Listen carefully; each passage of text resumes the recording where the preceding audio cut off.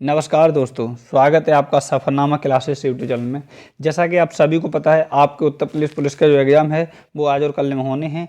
तो ये हमारा प्रैक्टिस सेट नंबर 17 है। उसके बाद में कल एक और प्रैक्टिस सेट दूंगा जिनका एग्ज़ाम नहीं हुआ उनके लिए।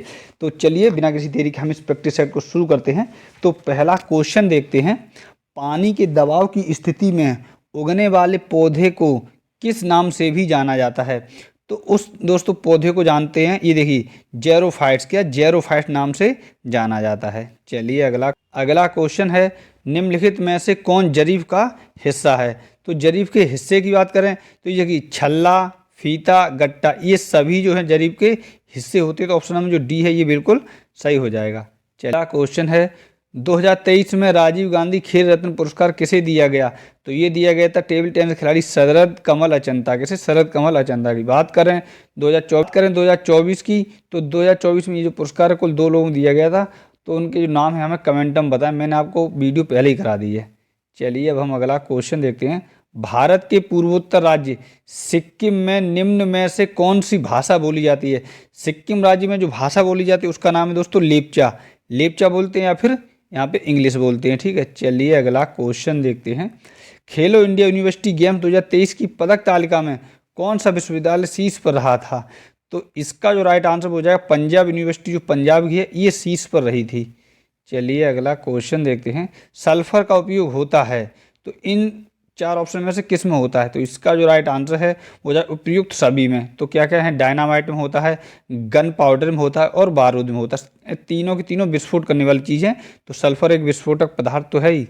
चलिए अगला क्वेश्चन देखते हैं, संविधान के लिए अनुच्छेद के अंतर्गत, अगला क्वेश्चन है, संविधान के किस अनुच्छेद के अंतर्गत हिंदी को राजभाषा का दर्जा प्रदान किया गया है? तो वो दोस्तों अनुच्छेद है अनुच्छेद 243 फर्स्ट। कौन सा? 243 फर्स्ट है वो अनुच्छेद।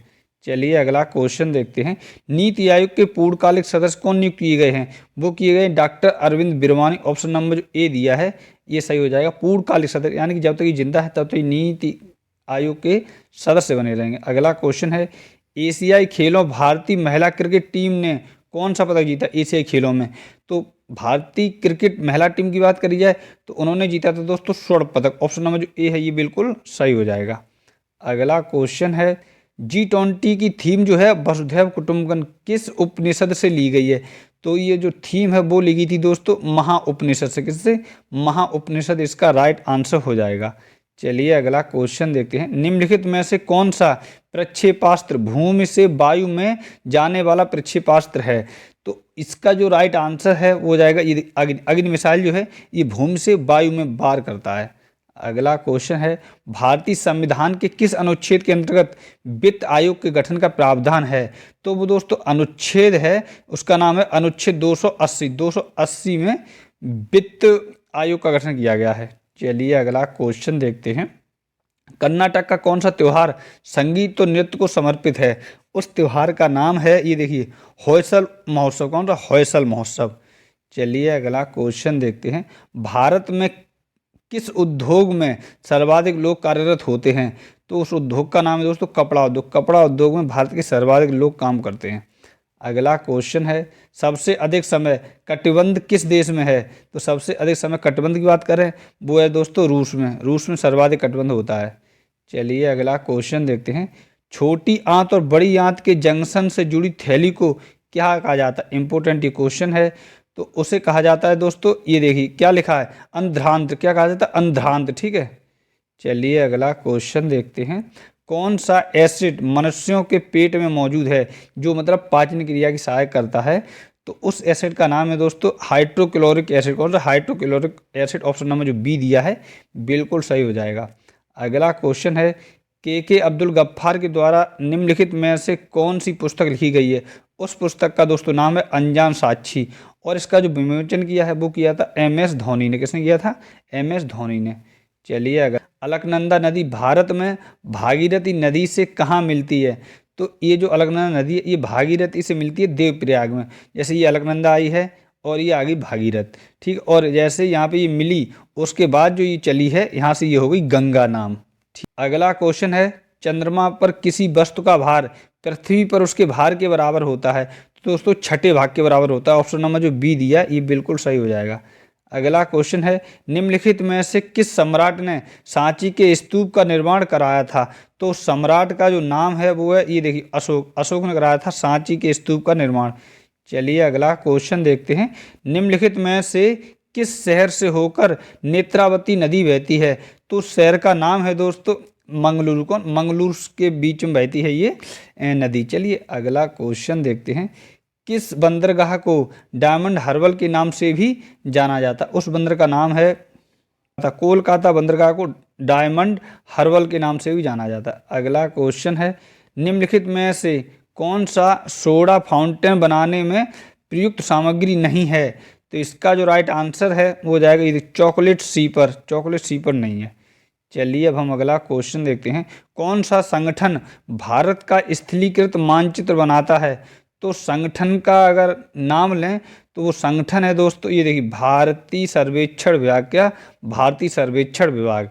चलिए अगला क्वेश्चन देखते हैं, जलियांवाला बाग हत्याकांड कब हुआ था? ये हुआ था दोस्तों 13 अप्रैल 1919। कब हुआ था? 13 अप्रैल 1919 इज द राइट आंसर। चलिए अगला क्वेश्चन देखते हैं, कर्क रेखा निम्न में से किस राज्य से गुजरती है? तो कर्क रेखा जो है इन 4 राज्यों से पूछ रहा है, तो इसका जो राइट आंसर वो झारखंड से होकर गुजरती है कर्क रेखा। चलिए अगला क्वेश्चन देखते हैं, मोहम्मद बिन तुगलक को किस उपनाम से भी जाना जाता था? तो मोहम्मद बिन तुगलक को दोस्तों कहते थे मनियारों का राजकुमार। ऑप्शन नंबर जो बी दिया है ये बिल्कुल सही हो जाएगा।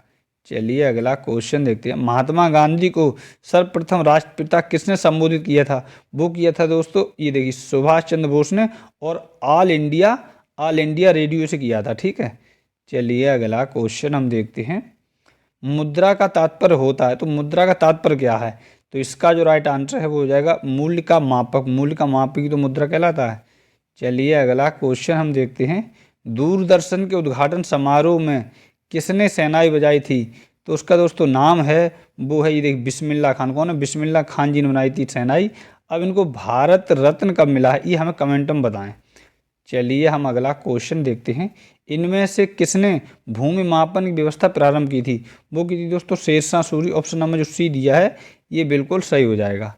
चलिए अगला क्वेश्चन देखते हैं, भगवान महावीर स्वामी को ज्ञान की प्राप्ति कहाँ हुई थी? इंपोर्टेंट ये क्वेश्चन है। तो इनको जो ज्ञान की प्राप्ति है वो हुई थी जुम्बिक ग्राम में। कहाँ हुई थी? जुम्बिक ग्राम। और ये आया हुआ क्वेश्चन है। चलिए अगला क्वेश्चन देखते हैं, ग्रैमी पुरस्कार जीतने वाली पहली भारतीय महिला कौन है? तो उसका दोस्तों नाम है, ऑप्शन नंबर जो इसमें डी दिया। कौन सा? ऑप्शन नंबर जो डी दिया, तन्वी शाही है उनका नाम।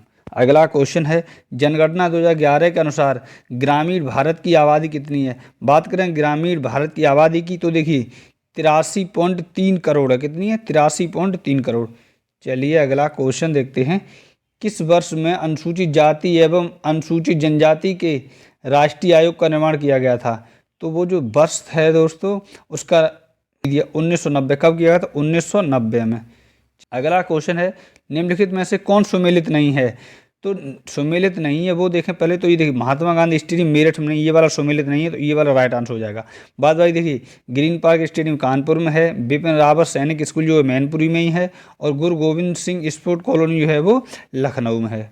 चलिए अगला क्वेश्चन देखते हैं, और ये हमारा लास्ट क्वेश्चन है, युद्ध अभ्यास साइक्लोन फर्स्ट भारत और किस देश के मध्य आयोजित हुआ है?